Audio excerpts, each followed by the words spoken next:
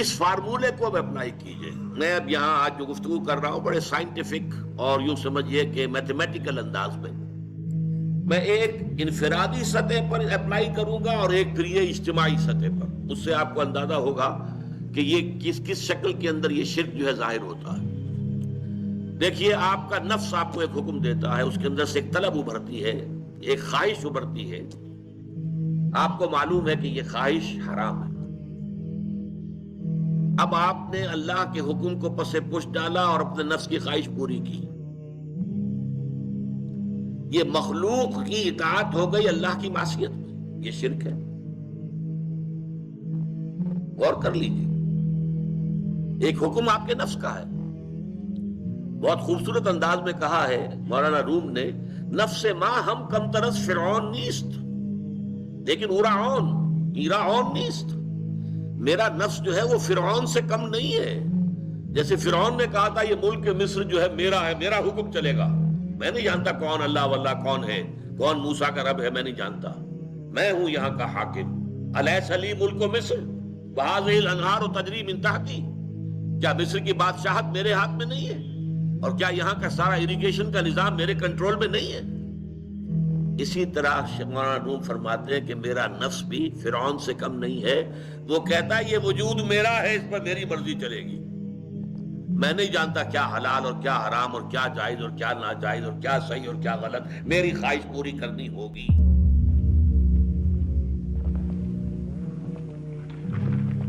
This is what I've discovered. There is the self we think we are, the self that attempts to deal with the outside world of reality. This self I call the ego. But ego is never the master of self, for we are constantly bedeviled by powerful unconscious forces in our beings. Before ego developed in us, there was id. Id is all that is primitive and infantile within us. Id is the blind instincts of sexual desire and aggression.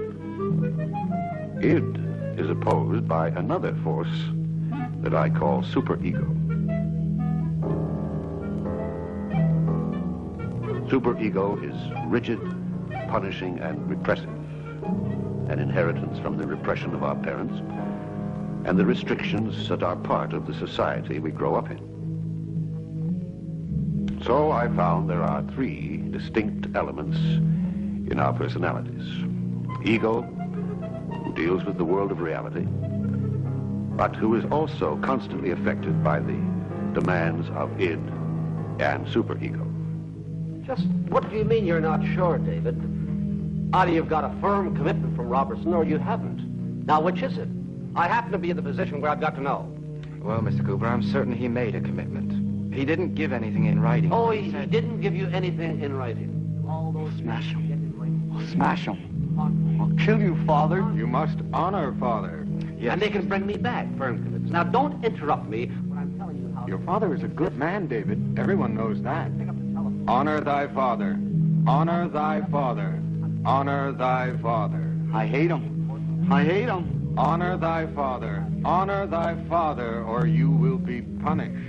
He stole Mommy away from me. I'm taking your mother away on a holiday, David. I hate him. I'll kill him. Oh, I love him. Mr. Cooper, I'll go and see Mr. Robertson again. Thank you for letting me explain.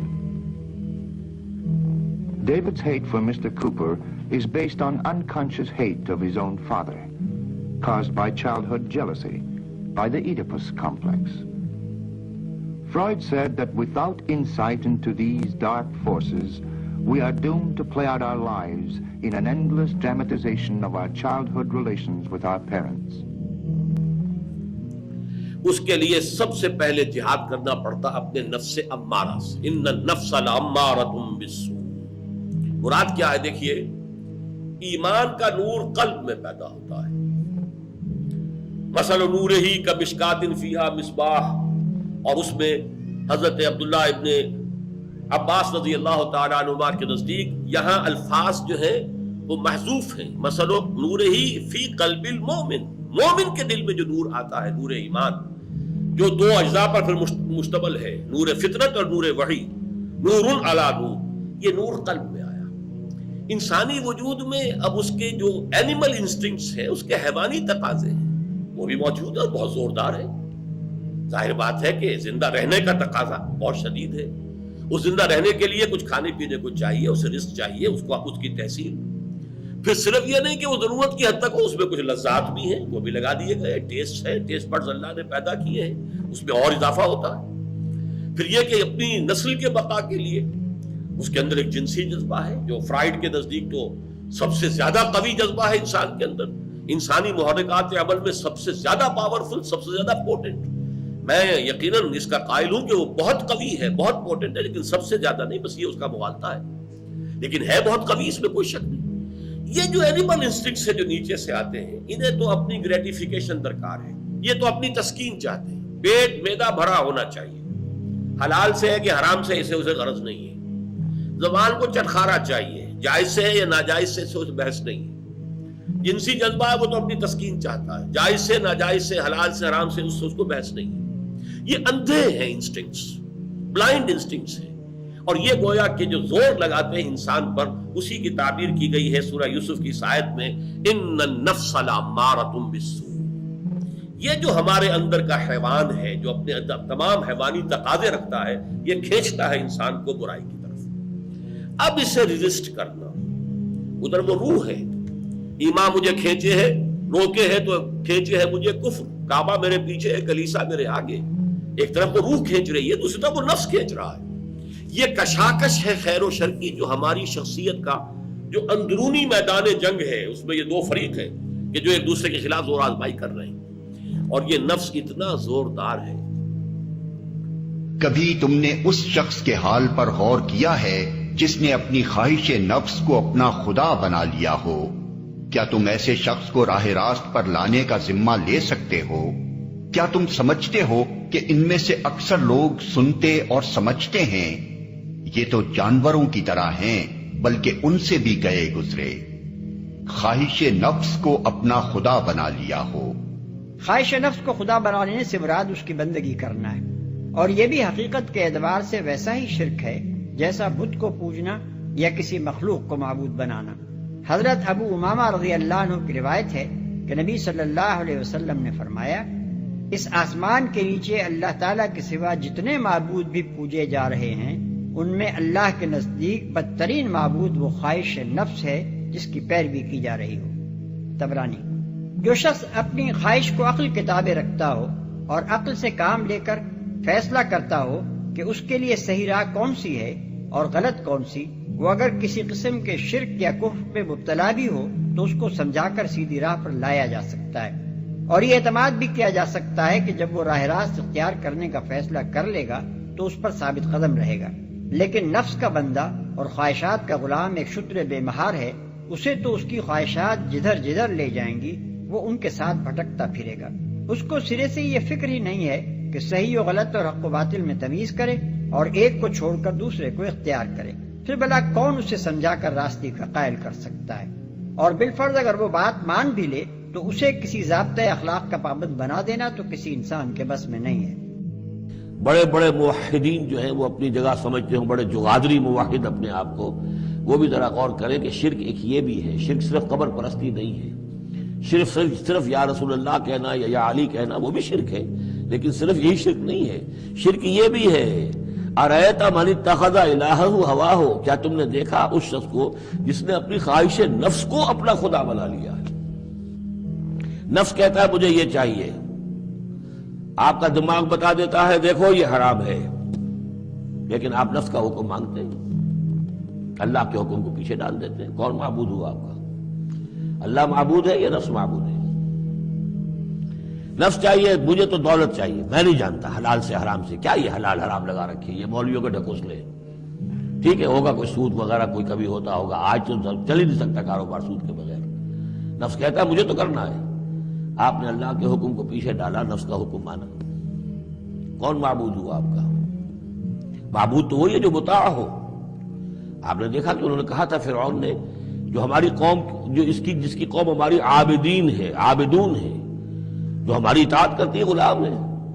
عبد وہ ہوتا ہے جو آقا کا حکم مانتا ہے، غلامی کرتا ہے، حکم مانتا ہے، فرما برداری کرتا ہے. تو تم نے نفس کی فرما برداری کی تو تمہارا نفس جو ہے وہ تمہارا معبود ہے.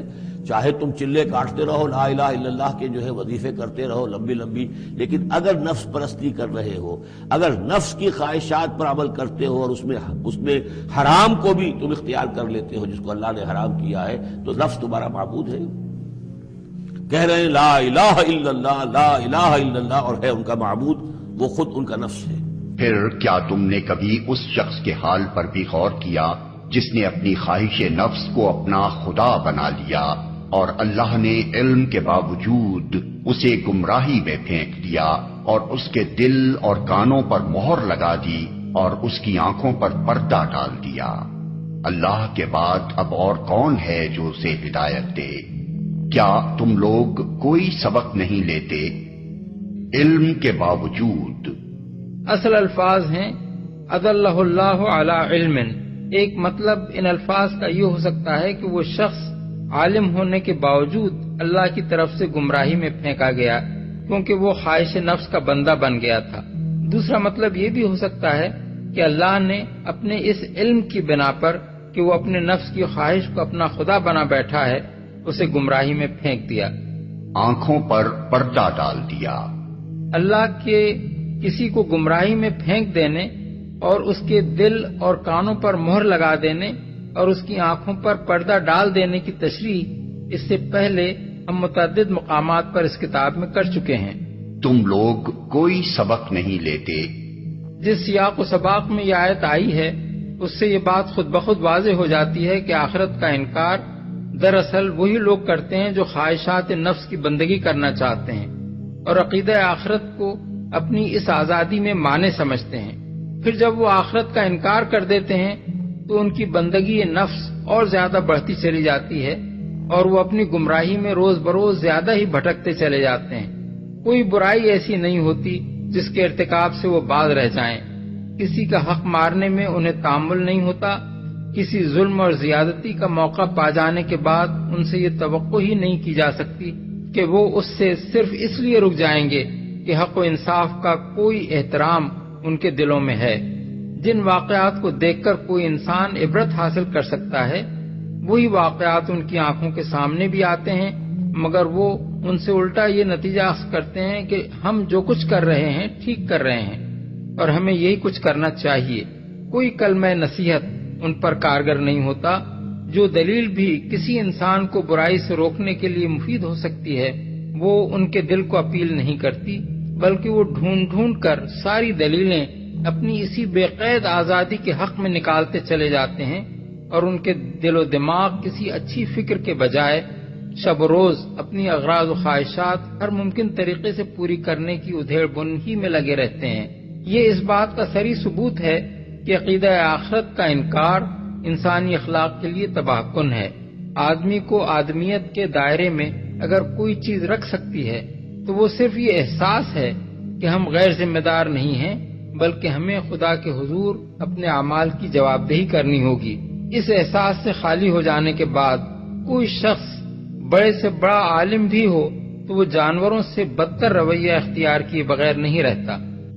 کیا تم نے غور کیا اس شخص کی حالت پر کہ جس نے اپنی خواہش نفس کو اپنا معبود بنا رکھا ہے اور اللہ نے اسے گمراہ کر دیا ہے اس کے علم کے باوجود؟ عالم بہت بڑا ہے، بہت بڑا سائنسدان ہے، لیکن یہ کہ اس ساری سائنسدانیت جو ہے اس کے نتیجے میں ایمان اسے نہیں مل رہا ہے. کیا گویا کہ ختم اللہ علی قلوبہم وعلی سمعہم وعلی ابصارہم، اللہ نے وہ مہر لگا دی ہے ان کے اوپر کہ پوری کائنات دیکھ لی، چھان لی، پھٹک لی، پھر بھی اللہ نظر نہیں آیا. یہ ہے مہر. علی علم، بڑے بڑے سائنسدان، بڑے بڑے، اور لیکن یہ کہ اللہ نظر نہیں آتا ہوں. وہ ختم، دیکھیے وہی الفاظ آگے آ گئے، وہ ختم علی سمعہ وقلبہ وجعل علی بصرہ غشاوہ، اللہ نے اس کے دل پر مہر لگا دی ہے، اس کے دل پر، اس کی سماعت پر اور اس کے آنکھوں پر پردہ ڈال دیا ہے. فمن یہدیہ من بعد اللہ، تو اب اللہ کے اس فیصلے کے بعد اب کون اسے ہدایت دے سکتا ہے؟ افلا تذکرون، تو کیا تم نصیحت حاصل نہیں کرتے؟ بھلا کہیں ایسا ہو سکتا ہے کہ جو اپنے رب کی طرف سے ایک صاف و صریح ہدایت پر ہو وہ ان لوگوں کی طرح ہو جائے جن کے لیے ان کا برا عمل خوشنما بنا دیا گیا ہے اور وہ اپنی خواہشات کے پیرو بن گئے ہیں۔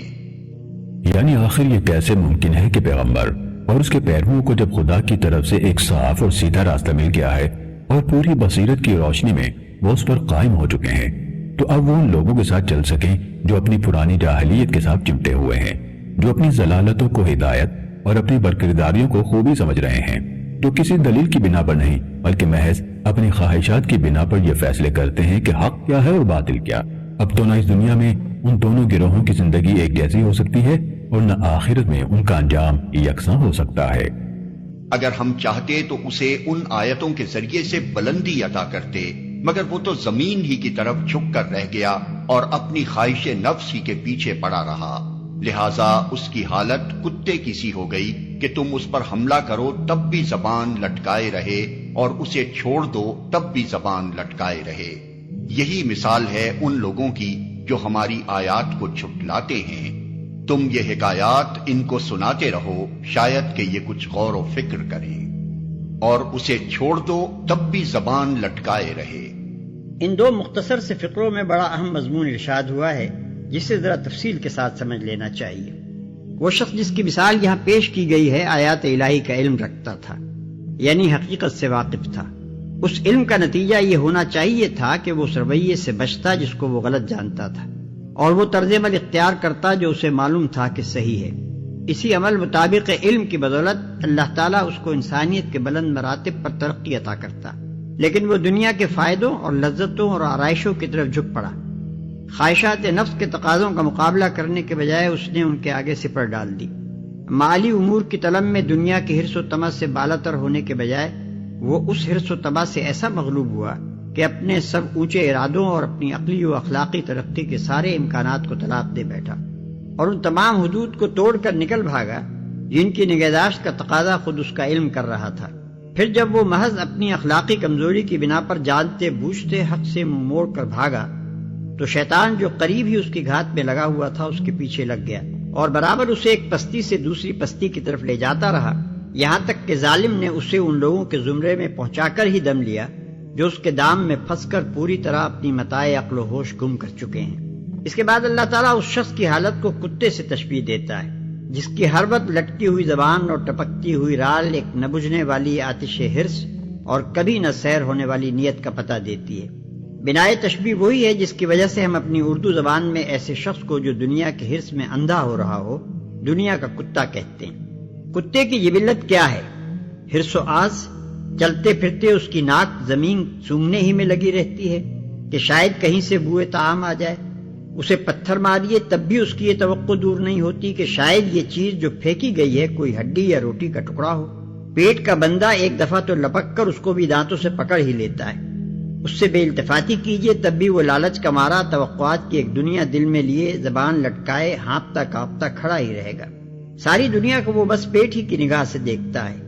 کہیں کوئی بڑی سی لاش پڑی ہو جو کئی کتوں کے کھانے کو کافی ہو تو ایک کتا اس میں سے صرف اپنا حصہ لینے پر اکتفا نہ کرے گا بلکہ اسے صرف اپنے ہی لیے مخصوص رکھنا چاہے گا اور کسی دوسرے کتے کو اس کے پاس نہ پھٹکنے دے گا۔ اس شہوت شکم کے بعد اگر کوئی چیز اس پر غالب ہے تو وہ ہے شہوت فرج۔ اپنے سارے جسم میں سے صرف ایک شرمگاہ ہی وہ چیز ہے جس سے وہ دلچسپی رکھتا ہے اور اسی کو سونگھنے اور چاٹنے میں مشغول رہتا ہے۔ پس تشبیہ کا مدعا یہ ہے کہ دنیا پرست آدمی جب علم اور ایمان کی رسی توڑا کر بھاگتا ہے اور نفس کی اندھی خواہشات کے ہاتھ میں اپنی باغیں دے دیتا ہے تو پھر کتے کی حالت کو پہنچے بغیر نہیں رہتا، ہمتن پیٹ اور ہمتن شرمگاہ۔ اب اگر وہ تمہارا یہ مطالبہ پورا نہیں کرتے تو سمجھ لو کہ دراصل یہ اپنی خواہشات کے پیرو ہیں، اور اس شخص سے بڑھ کر کون گمراہ ہوگا جو خدائی ہدایت کے بغیر بس اپنی خواہشات کی پیروی کرے۔ اللہ ایسے ظالموں کو ہرگز ہدایت نہیں بخشتا۔ بل اتبع الذین ظلموا اہواءہم، حقیقت یہ ہے کہ ان ظالموں نے اپنی خواہشات کی پیروی کی ہے بغیر علم، بغیر کسی علم کے، بغیر کسی سند کے۔ فمن یہدی من اضل اللہ، تو کون ہے جو ہدایت دے گا اس کو کہ جس کو اللہ نے بھٹکا دیا؟ یعنی اللہ تعالیٰ ان کے ضلالت کا فیصلہ کر چکا ہے کہ ان کی مہر تصدیق اللہ کی طرف سے ثبت ہو چکی ہے۔ وما لهم من ناصرین، اور اب ان کے لیے کوئی مددگار نہیں ہے۔ پھر ان کے بعد وہ ناخلف لوگ ان کے جانشین ہوئے جنہوں نے نماز کو ضائع کیا اور خواہشات نفس کی پیروی کی، بس قریب ہے کہ وہ گمراہی کے انجام سے دوچار ہوں۔ جنہوں نے نماز کو ضائع کیا یعنی نماز پڑھنی چھوڑ دی یا نماز سے غفلت اور بے پرواہی برتنے لگے، یہ ہر امت کے زوال و انحطاط کا پہلا قدم ہے۔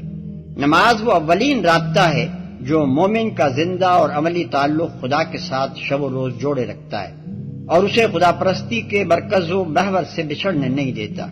یہ بندھن ٹوٹتے ہی آدمی خدا سے دور اور دور تر ہوتا چلا جاتا ہے، حتیٰ کہ عملی تعلق سے گزر کر اس کا خیالی تعلق بھی خدا کے ساتھ باقی نہیں رہتا۔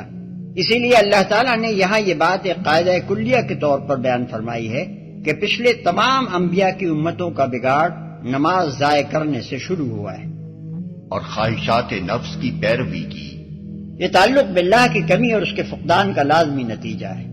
نماز کی اجازت سے جب دل خدا کی یاد سے غافل رہنے لگے تو جو یہ غفلت بڑھتی گئی، خواہشات نفس کی بندگی میں بھی اضافہ ہوتا چلا گیا، یہاں تک کہ ان کے اخلاق اور معاملات کا ہر گوشہ احکام الہی کے بجائے اپنے من مانے طریقوں کا پابند ہو کر رہا۔ فلا یصدنک عنہا من لا یؤمن بہا، تو دیکھنا تمہیں کہیں روگرداں نہ کر دیں وہ لوگ کہ جو اس پر ایمان نہیں رکھتے، جو آخرت کو نہیں مانتے، کہیں تمہیں بھی آخرت سے برگشتہ نہ کر دیں یا نماز سے برگشتہ نہ کر دیں۔ یہ انہا کی ضمیر دونوں طرف جا سکتی ہے۔ واتبع ہواہ، وہ لوگ کہ جو اس سے آخرت سے خود جو ہے روگردان ہے اور جنہوں نے کہ اپنی خواہشات کی پیروی کی ہوئی ہے، فتردا، تو تم بھی ہلاک ہو جاؤ گے اور تم بھی گڑھے میں گرو گے۔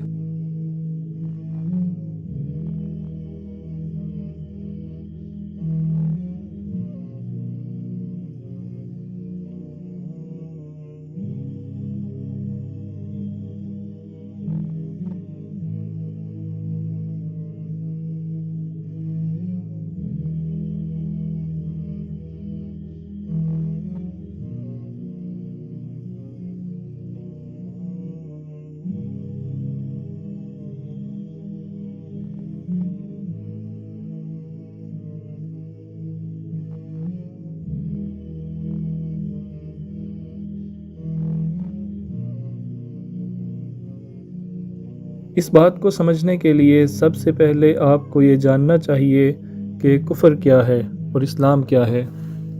کفر یہ ہے کہ آدمی خدا کی فرما برداری سے انکار کر دے، اور اسلام یہ ہے کہ آدمی صرف خدا کا فرما بردار ہو اور ایسے طریقے یا قانون یا حکم کو ماننے سے انکار کر دے جو خدا کی بھیجی ہوئی ہدایت کے خلاف ہو۔ اسلام اور کفر کا یہ فرق قرآن مجید میں صاف صاف بیان کر دیا گیا ہے، چنانچہ ارشاد ہے وَمَن لَّمْ يَحْكُم بِمَا أَنزَلَ اللَّهُ فَأُولَٰئِكَ هُمُ الْكَافِرُونَ، یعنی جو خدا کی اتاری ہوئی ہدایت کے مطابق فیصلہ نہ کریں، ایسے ہی لوگ دراصل کافر ہیں۔ فیصلہ کرنے سے یہ مراد نہیں ہے کہ عدالت میں جو مقدمہ جائے بس اسی کا فیصلہ خدا کی کتاب کے مطابق ہو، بلکہ دراصل اس سے مراد وہ فیصلہ ہے جو ہر شخص اپنی زندگی میں ہر وقت کیا کرتا ہے۔ ہر موقع پر تمہارے سامنے یہ سوال آتا ہے کہ فلاں کام کیا جائے یا نہ کیا جائے، فلاں بات اس طرح کی جائے یا اس طرح کی جائے، فلاں معاملہ میں یہ طریقہ اختیار کیا جائے یا وہ طریقہ اختیار کیا جائے۔ تم ایسے موقعوں پر ایک طریقہ خدا کی کتاب اور اس کے رسول کی سنت بتاتی ہے، اور دوسرا طریقہ انسان کے اپنے نفس کی خواہشات یا باپ دادا کی رسمیں یا انسانوں کے بتائے ہوئے قانون بتاتے ہیں۔ اب جو شخص خدا کے بتائے ہوئے طریقے کو چھوڑ کر کسی دوسرے طریقے کے مطابق کام کرنے کا فیصلہ کر لیتا ہے، وہ دراصل کفر کا طریقہ اختیار کرتا ہے۔ اگر اس نے اپنی ساری ہی زندگی کے لیے یہی ڈنگ اختیار کیا ہے تو وہ پورا کافر ہے، اور اگر وہ بعض معاملات میں تو خدا کی ہدایت کو مانتا ہو اور بعض میں اپنے نفس کی خواہشات کو یا رسم و رواج یا انسانوں کے قانون کو خدا کے قانون پر ترجیح دیتا ہو، تو جس قدر بھی وہ خدا کے قانون کی بغاوت کرتا ہے اسی قدر کفر میں مبتلا ہے۔ کوئی آدھا کافر ہے، کوئی چوتھائی کافر ہے، کسی میں 10واں حصہ کفر کا ہے اور کسی میں 20واں حصہ۔ غرض جتنی خدا کے قانون سے بغاوت ہے اتنا ہی کفر بھی ہے۔ اسلام اس کے سوا کچھ نہیں ہے کہ آدمی صرف خدا کا بندہ ہو، نفس کا بندہ نہ، باپ کا بندہ نہ، خاندان اور قبیلے کا بندہ نہ، مولوی صاحب اور پیر صاحب کا بندہ نہ، زمیندار صاحب اور تحصیلدار صاحب اور مجسٹریٹ صاحب کا بندہ نہ، خدا کے سوا کسی اور صاحب کا بندہ۔ قرآن مجید میں ارشاد ہے، یعنی اے نبی اہل کتاب سے کہو کہ آؤ ہم تم ایک ایسی بات پر اتفاق کر لیں جو تمہارے اور ہمارے درمیان یکساں ہے، یعنی جو تمہارے نبی بھی بتا گئے ہیں، اور خدا کے نبی ہونے کی حیثیت سے میں بھی وہی بات کہتا ہوں۔ وہ بات یہ ہے کہ ایک تو ہم اللہ کے سوا کسی کے بندے بن کر نہ رہیں، دوسرے یہ کہ خدائی میں کسی کو شریک نہ کریں، اور تیسری بات یہ کہ ہم میں کوئی انسان کسی انسان کو اللہ کے بجائے اپنا مالک اور اپنا آقا نہ بنائے۔ یہ تین باتیں اگر وہ نہیں مانتے تو ان سے کہہ دو کہ گواہ رہو ہم تو مسلمان ہیں، یعنی ہم ان تینوں باتوں کو مانتے ہیں۔ یعنی کیا وہ خدا کی اطاعت کے سوا کسی اور کی اطاعت چاہتے ہیں، حالانکہ خدا وہ ہے کہ زمین اور آسمان کی ہر چیز چاروں ناچار اسی کی اطاعت کر رہی ہے اور سب کو اسی کی طرف پلٹنا ہے۔ ان دو آیتوں میں ایک ہی بات بیان کی گئی ہے، یعنی یہ کہ اصلی دین خدا کی اطاعت اور فرما برداری ہے۔ خدا کی عبادت کے معنی یہ نہیں ہے کہ بس 5 وقت اس کے آگے سجدہ کر لو، بلکہ اس کی عبادت کے معنی یہ ہیں کہ رات دن میں ہر وقت اس کے احکام کی اطاعت کرو، جس چیز سے اس نے منع کیا ہے اس سے رک جاؤ، جس چیز کا اس نے حکم دیا ہے اس پر عمل کرو۔ ہر معاملہ میں یہ دیکھو کہ خدا کا حکم کیا ہے، یہ نہ دیکھو کہ تمہارا اپنا دل کیا کہتا ہے، تمہاری عقل کیا کہتی ہے، باپ دادا کیا کر گئے ہیں، خاندان اور برادری کی مرضی کیا ہے، جناب مولوی صاحب قبلہ اور جناب پیر صاحب قبلہ کیا فرماتے ہیں، اور فلاں صاحب کا کیا حکم ہے اور فلاں صاحب کی کیا مرضی ہے۔ اگر تم نے خدا کے حکم کو چھوڑ کر کسی کی بات بھی مانی تو خدائی میں اس کو شریک کیا اور اس کو وہ درجہ دیا جو صرف خدا کا درجہ ہے۔ حکم دینے والا تو صرف اللہ ہے، ان الحکم الا للہ، بندگی کے لائق تو صرف وہ ہے جس نے تمہیں پیدا کیا اور جس کے بل بوتے پر تم زندہ ہو۔ زمین اور آسمان کی ہر چیز اسی کی اطاعت کر رہی ہے، کوئی پتھر کسی پتھر کی اطاعت نہیں کرتا، کوئی درخت کسی درخت کی اطاعت نہیں کرتا، کوئی جانور کسی جانور کی اطاعت نہیں کرتا۔ پھر کیا تم جانوروں اور درختوں اور پتھروں سے بھی گئے گزرے ہو کہ وہ تو صرف خدا کی اطاعت کریں اور تم خدا کو چھوڑ کر انسانوں کی اطاعت کرو؟ یہ ہے وہ بات جو قرآن نے ان 2 آیتوں میں بیان فرمائی ہے۔ اب میں آپ کو بتانا چاہتا ہوں کہ کفر اور گمراہی دراصل نکلتی کہاں سے ہے۔ قرآن مجید ہم کو بتاتا ہے کہ اس کمبخت بلا کے آنے کے 3 راستے ہیں۔ پہلا راستہ انسان کے اپنے نفس کی خواہشات ہیں، وَمَنْ أَضَلُّ مِمَّنِ اتَّبَعَ هَوَاهُ بِغَيْرِ هُدًى مِّنَ اللَّهِ إِنَّ اللَّهَ لَا يَهْدِي الْقَوْمَ الظَّالِمِينَ۔ یعنی اس سے بڑھ کر گمراہ کون ہوگا جس نے خدا کی ہدایات کے بجائے اپنے نفس کی خواہش کی پیروی کی۔ ایسے ظالم لوگوں کو خدا ہدایت نہیں دیتا۔ مطلب یہ ہے کہ سب سے بڑھ کر انسان کو گمراہ کرنے والی چیز انسان کے اپنے نفس کی خواہشات ہیں۔ جو شخص خواہشات کا بندہ بن گیا اس کے لیے خدا کا بندہ بننا ممکن نہیں ہے۔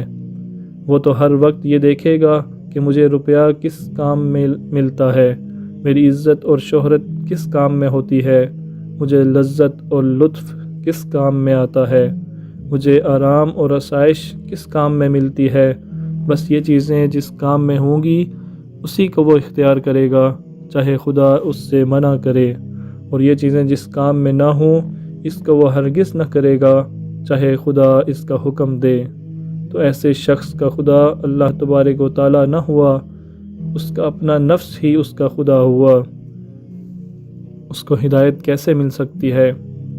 اسی بات کو دوسری جگہ قرآن میں یوں بیان کیا گیا ہے، یعنی اے نبی تم نے اس شخص کے حال پر غور بھی کیا جس نے اپنے نفس کی خواہش کو اپنا خدا بنا لیا ہے۔ کیا تم ایسے شخص کی نگرانی کر سکتے ہو؟ کیا تم سمجھتے ہو کہ ان میں سے بہت سے لوگ سنتے اور سمجھتے ہیں؟ ہرگز نہیں، یہ تو جانوروں کی طرح ہیں، بلکہ ان سے بھی گئے گزرے۔ نفس کے بندے کا جانوروں سے بدتر ہونا ایسی بات ہے جس میں کسی شک کی گنجائش نہیں ہے۔ کوئی جانور آپ کو ایسا نہ ملے گا جو خدا کی مقرر کی ہوئی حد سے آگے بڑھتا ہو۔ ہر جانور وہی چیز کھاتا ہے جو خدا نے اس کے لیے مقرر کی ہے، اسی قدر کھاتا ہے جس قدر اس کے لیے مقرر کی ہے، اور جتنے کام جس جانور کے لیے مقرر ہیں بس اتنے ہی کرتا ہے۔ مگر یہ انسان ایسا جانور ہے کہ جب یہ اپنی خواہش کا بندہ بنتا ہے تو وہ حرکتیں کر گزرتا ہے جن سے شیطان بھی پناہ مانگے۔ یہ تو گمراہی کے آنے کا پہلا راستہ ہے۔ قرآن کی روح سے انسان کی گمراہی کے 3 سبب ہیں۔ ایک یہ کہ وہ خدا کے قانون کو چھوڑ کر اپنے نفس کی خواہشات کا غلام بن جائے۔ دوسرے یہ کہ خدائی قانون کے مقابلے میں اپنے خاندان کے رسم و رواج اور باپ دادا کے طریقے کو ترجیح دے۔ تیسرے یہ کہ خدا اور اس کے رسول نے جو طریقہ بتایا ہے اس کو بالائے طاق رکھ کر انسانوں کی پیروی کرنے لگے، چاہے وہ انسان خود اس کی اپنی قوم کے بڑے لوگ ہوں یا غیر قوموں کے لوگ۔ مسلمان کی اصلی تعریف یہ ہے کہ وہ ان تینوں بیماریوں سے پاک ہو۔ مسلمان کہتے ہی اس کو ہیں جو خدا کے سوا کسی کا بندہ اور رسول کے سوا کسی کا پیرو نہ ہو۔ مسلمان وہ ہے جو سچے دل سے اس بات پر یقین رکھتا ہے کہ خدا اور اس کے رسول کی تعلیم سراسر حق ہے، اس کے خلاف جو کچھ ہے وہ باطل ہے، اور انسان کے لیے دین و دنیا کی بھلائی جو کچھ بھی ہے صرف خدا اور اس کے رسول کی تعلیم میں ہے۔ اس بات پر کامل یقین جس شخص کو ہوگا وہ اپنی زندگی کے ہر معاملے میں صرف یہ دیکھے گا کہ اللہ اور اس کے رسول کا حکم کیا ہے، اور جب اسے حکم معلوم ہو جائے گا تو وہ سیدھی طرح سے اس کے آگے سر جھکا دے گا، پھر چاہے اس کا دل کتنا ہی تلملائے اور خاندان کے لوگ کتنی ہی باتیں بنائیں اور دنیا والے کتنی ہی مخالفت کریں، وہ ان میں سے کسی کی پرواہ نہ کرے گا، کیونکہ ہر ایک کو اس کا صاف جواب یہی ہوگا، میں خدا کا بندہ ہوں اور تمہارا بندہ نہیں ہوں، میں رسول پر ایمان لایا ہوں، تم پر ایمان نہیں لایا۔ اس کے برخلاف اگر کوئی شخص یہ کہتا ہے کہ خدا اور رسول کا ارشاد یہ ہے تو ہوا کرے، میرا دل تو اس کو نہیں مانتا، مجھے تو اس میں نقصان نظر آتا ہے، اس لیے میں خدا اور رسول کی بات کو چھوڑ کر اپنی رائے پر چلوں گا، تو ایسے شخص کے دل ایمان سے خالی ہوگا، وہ مومن نہیں بلکہ منافق ہے، زبان سے تو کہتا ہے کہ میں خدا کا بندہ اور رسول کا پیرو ہوں، مگر حقیقت میں اپنے نفس کا بندہ اور اپنی رائے کا پیرو بنا ہوا ہے۔ ایمان و اسلام کا یہ معیار جو اس آیت اور اس حدیث میں بیان ہوا ہے، میں چاہتا ہوں کہ ہم سب اپنے آپ کو اس پر پرکھ کر دیکھیں اور اس کی روشنی میں اپنا محاسبہ کریں۔ اگر آپ کہتے ہیں کہ آپ نے اسلام قبول کیا اور ایمان لے آئے تو دیکھیے کہ آیا فی الواقع آپ کا جینا اور آپ کا مرنا خدا کے لیے ہے؟ کیا آپ اسی لیے جی رہے ہیں اور آپ کے دل و دماغ کی ساری قابلیتیں، آپ کے جسم اور جان کی ساری قوتیں، آپ کے اوقات اور آپ کی محنتیں کیا اسی کوشش میں صرف ہو رہی ہیں کہ خدا کی مرضی آپ کے ہاتھوں پوری ہو اور آپ کے ذریعے سے وہ کام انجام پائے جو خدا اپنی امت سے لینا چاہتا ہے؟ پھر کیا آپ نے اپنی اطاعت اور بندگی کو خدا ہی کے لیے مخصوص کر دیا ہے؟ کیا نفس کی بندگی، خاندان کی بندگی، برادری کی، دوستوں کی، سوسائٹی کی اور حکومت کی بندگی آپ کی زندگی سے بالکل خارج ہو چکی ہے؟ کیا آپ نے اپنی پسند اور ناپسند کو سراسر رضا الہی کے تابع کر دیا ہے؟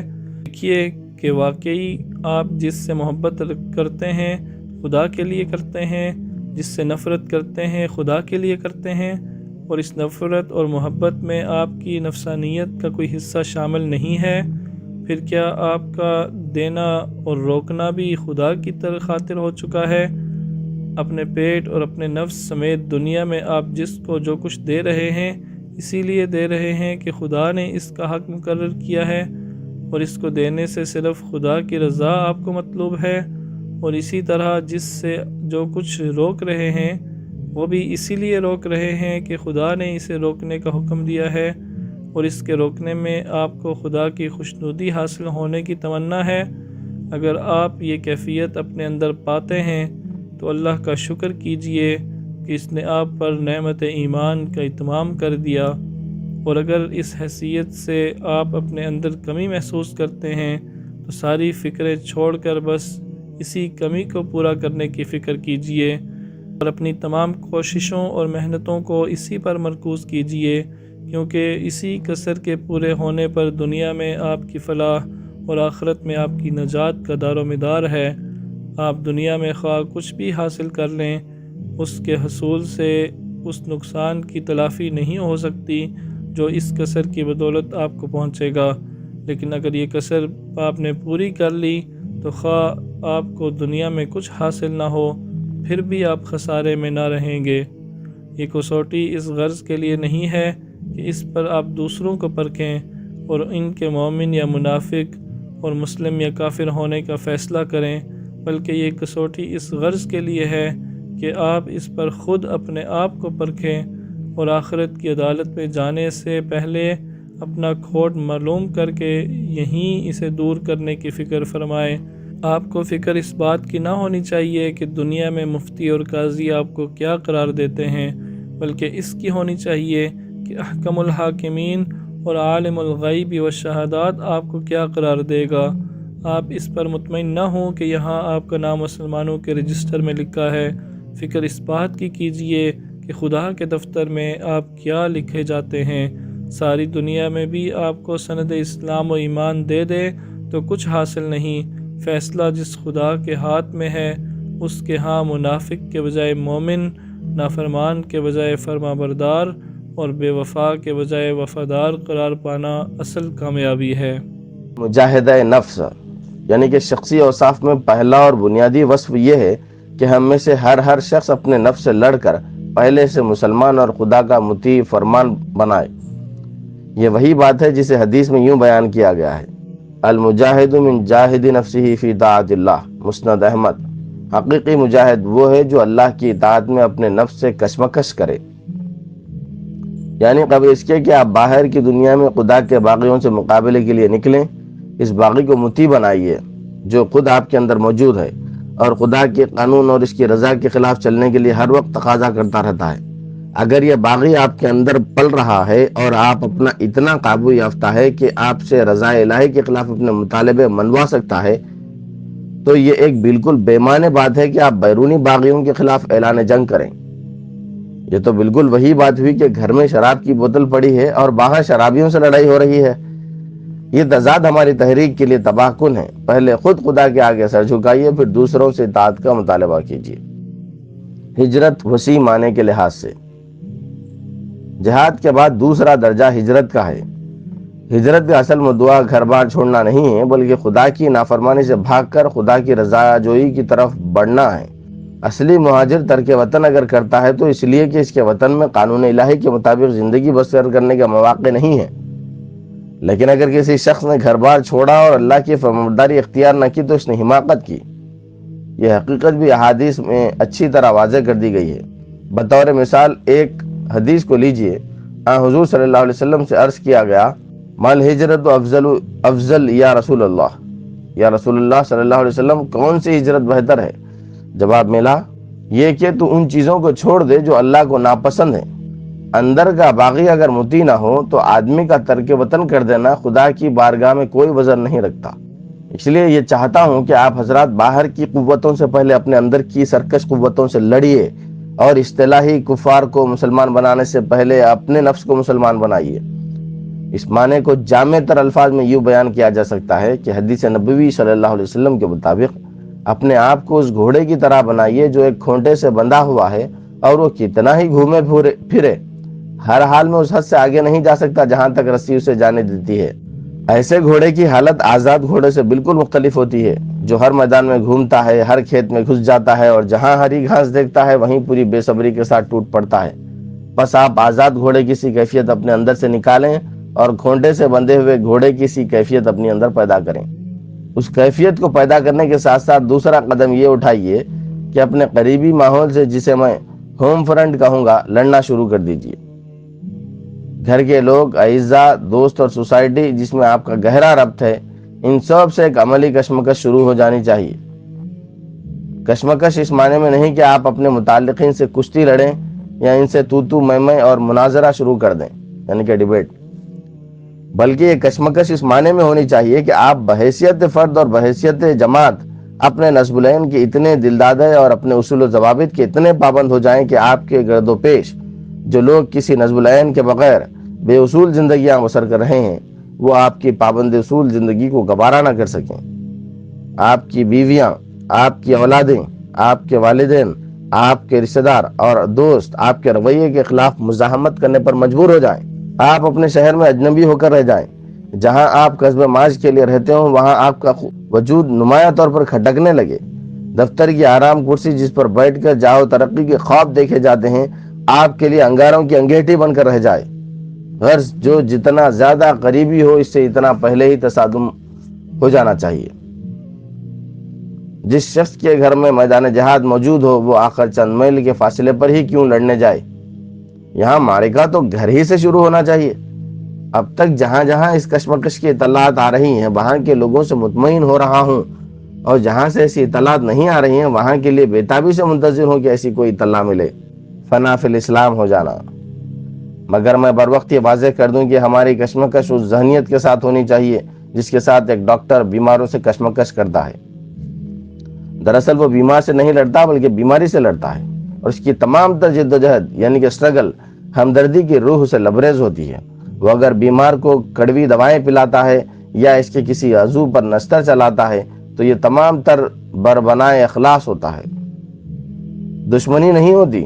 اس کی نفرت اور اس کا غصہ بالکل یا مرض کے خلاف ہوتا ہے، نہ کہ مریض کے خلاف۔ بالکل اسی طرح اپنے ایک گمراہ بھائی کی ہدایت کی طرف لائیے، وہ کبھی کسی بات سے محسوس نہ کرے کہ اسے تحقیر سے دیکھا جا رہا ہے یا براہ راست اس کی فراست سے دشمنی کی جا رہی ہے، بلکہ وہ آپ کے اندر انسانی ہمدردی، محبت اور اخوت سے کام کرتا ہوا پائے۔ میں نے اجتماع دربھگنا کے موقع پر مختصراً یہ کہا تھا کہ اصلی تبلیغ تقریری اور تحریری مناظروں سے نہیں ہوا کرتی۔ یہ کام کرنے کے بہت ہی ادنا طریقے ہیں۔ اصل تبلیغ یہ ہے کہ آپ اپنی دعوت کا مجسم، ظہور اور نمونہ ہوں۔ جہاں کہیں لوگوں کی نگاہ کے سامنے نمونہ گزر جائے وہ آپ کے طرز عمل سے پہچان لے کہ یہ ہیں خدا کی راہ کے راہی۔ جس طرح کوئی فنا فی کانگریس آدمی سامنے آ جاتا ہے تو کانگریسیت کی پوری تصویر آنکھوں کے سامنے پھرتی ہے، اسی طرح آپ ایسے فنا فی الاسلام بن جائیے کہ جہاں آپ سامنے آئیں اسلامی تحریک کا پورا نقشہ واضح ہو جائے۔ یہی وہ چیز ہے جسے نبی اکرم صلی اللہ علیہ وسلم نے فرمایا ہے، اذا رأى ما ذکر اللہ۔ میں یہ نہیں کہتا کہ ایسا فوراً ہو جانا چاہیے، یہ مقام تو تدریجاً ہی حاصل ہوگا۔ خدا کی راہ میں جب اپنے ماحول سے پیہم آپ کا تصادم ہوتا رہے گا اور آپ ہر آن ہر لمحہ اپنے مقصد کے لیے کوشش کرتے ہوئے قربانیاں دیتے رہیں گے تو ایک مدت میں جا کر فنائیت کی کیفیت آپ پر طاری ہوگی اور آپ اپنی دعوت کا مجسم ظہور بن سکیں گے۔ اس مقصد کے لیے قرآن و حدیث کو بامعان نظر بار بار مطالعہ کیجیے اور دیکھیے کہ اسلام کس قسم کا انسان چاہتا ہے، اور حضور صلی اللہ علیہ وسلم کس طرز کے آدمی تیار کیا کرتے تھے۔ وہ کیا صفات تھیں جو اس تحریک کے کارکنوں میں پہلا پیدا کی گئیں اور اس کے بعد جہاد کا علم بلند کیا گیا۔ آپ میں سے ہر شخص جانتا ہے کہ دنیا کی سب سے بڑی مزکی حضرت محمد مصطفیٰ صلی اللہ علیہ وسلم نے جو انسان تیار کیے تھے انہیں 15 برس کی تیاری کے بعد میدان میں لایا گیا۔ اس تیاری کی تفصیلات معلوم کیجیے اور دیکھیے کہ کس تدریج کے ساتھ ہوئی تھی، ان میں کن صفات کی پرورش مقدم تھی اور کن کی مؤخر یعنی کہ پہلے تھی، اور بعد میں کون سی صفات کی ترجمہ مطلوب تھی اور انہیں کس حد تک ترقی دی گئی تھی، اور کس مقام پر پہنچ کر اس جماعت سے اللہ تعالیٰ نے فرمایا کہ اب تم دنیا کا بہترین گروہ بن گئے ہو اور اس قابل ہو گئے ہو کہ نوع انسانی کی اصلاح کے لیے نکلو۔ یہی نمونہ خود اپنی تیاری کے لیے بھی آپ کے سامنے ہونا چاہیے۔ یہاں تفصیل کا موقع نہیں، میں صرف 2 حدیثیں آپ کی رہنمائی کے لیے پیش کروں گا جن سے آپ کو معلوم ہوگا کہ اس کام کے لیے کن صفات کے آدمی درکار ہیں۔ نبی کریم صلی اللہ علیہ وسلم فرماتے ہیں من احب اللہ وابغض للہ واعطى للہ ومنع للہ فقد استکمل الایمان، ابو داؤد۔ یعنی آدمی پورا مومن اس وقت بنتا ہے جب اس کی کیفیت یہ ہو جائے کہ اس کی دوستی اور دشمنی اور اس کا دینا اور روکنا جو ہو خالص اللہ کے لیے ہو، نفسانی اور دنیاوی محرکات اس کے لیے ختم ہو جائیں۔ دوسری حدیث حضور صلی اللہ علیہ وسلم نے فرمایا میرے رب نے مجھے 9 چیزوں کا حکم دیا ہے، کھلے اور چھپے ہر حال میں خدا سے ڈرتا ہوں، دوسرا کسی پر مہربان ہوں یا کسی کے خلاف غصے میں ہوں دونوں حالتوں میں انصافی کی بات کہوں، تیسرا خواہ فقیری کی حالت میں ہوں یا امیری کی حالت میں بہرحال راستے و اعتدال پر قائم رہوں، چوتھا اور یہ کہ جو مجھ سے کٹے میں ان سے جڑوں، پانچواں اور جو مجھ سے زیادتی کرے میں اسے معاف کروں، چھٹا اور جو مجھے محروم کرے میں اسے دوں، ساتواں اور یہ کہ میری خاموشی تفکر کی خاموشی ہو، آٹھواں اور میری گفتگو ذکر الہی کی گفتگو ہو، نواں اور میری نگاہ عبرت کی نگاہ ہو۔ ان اوصاف مطلوبہ کا ذکر کرنے کے بعد نبی کریم صلی اللہ علیہ وسلم فرماتے ہیں انا امر بالمعروف ونہی عن المنکر، یعنی مجھے حکم دیا گیا ہے کہ میں نیکی کا حکم دوں اور بدی سے روکوں۔ معلوم ہوا کہ نیکی کو پھیلانے اور بدی کو ختم کرنے کے لیے جو امت وسط اٹھے اس کے فرد فرد میں یہ اوصاف ہونے چاہیے، انہی اوصاف کے ساتھ یہ فریضہ ادا ہو سکتا ہے، یہ نہ ہو تو ہم کبھی اپنے منصب کے مقتضیات کو پورا نہیں کر سکتے۔ اللہ جب چاہے ہوا کو ساکن کر دے اور یہ سمندر کی پیٹھ پر کھڑے کے کھڑے رہ جائیں۔ اس میں بڑی نشانیاں ہیں ہر اس شخص کے لیے جو کمال درجہ صبر و شکر کرنے والا ہو، صبر و شکر کرنے والا ہو۔ صبر کرنے والے سے مراد وہ شخص ہے جو اپنے نفس کو قابو میں رکھے اور اچھے اور برے تمام حالات میں بندگی کے رویے پر ثابت قدم رہے، جس کا حال یہ نہ ہو کہ اچھا وقت آئے تو اپنی ہستی کو بھول کر خدا سے باغی اور بندوں کے حق میں ظالم بن جائے، اور برا وقت آ جائے تو دل چھوڑ بیٹھے اور ہر ذلیل سے ذلیل حرکت کرنے پر اتر آئے۔ شکر کرنے والے سے مراد وہ شخص ہے جسے تقدیر الہی خواہ کتنا ہی اونچا اٹھا لے جائے وہ اسے اپنا کمال نہیں بلکہ اللہ کا احسان ہی سمجھتا رہے، اور وہ خواہ کتنا ہی نیچے گرا دیا جائے اس کی نگاہ اپنی محرومیوں کی بجائے ان نعمتوں پر ہی مرکوز رہے جو برے سے برے حالات میں بھی آدمی کو حاصل رہتی ہیں، اور خوشحالی و بدحالی دونوں حالتوں میں اس کی زبان اور اس کے دل سے اپنے رب کا شکر ہی ادا ہوتا رہے۔